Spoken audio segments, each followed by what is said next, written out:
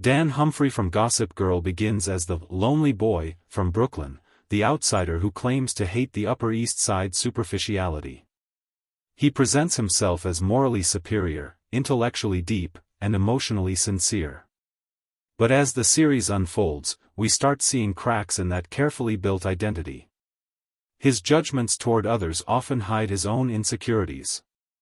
What looks like sensitivity slowly starts to resemble self-absorption.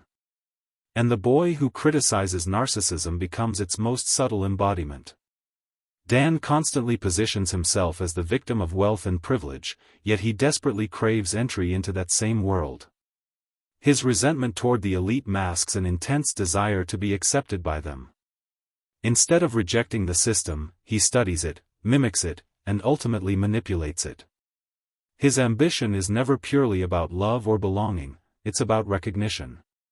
He doesn't just want to be seen, he wants to be admired. That hunger quietly drives most of his decisions. His relationships reveal even more about him. Whether it's Serena, Vanessa, Blair, or anyone else, Dan often loves the idea of them more than the reality. He romanticizes women as characters in his narrative rather than accepting them as flawed individuals. When they don't match his expectations, he withdraws or criticizes. His affection seems conditional, tied to how they make him feel about himself. When admiration fades, so does his devotion. The ultimate revelation that Dan is Gossip Girl reframes everything.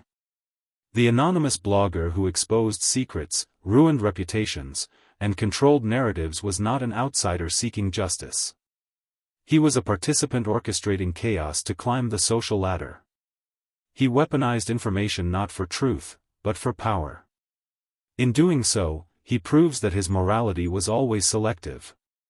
He judged others harshly while secretly doing worse.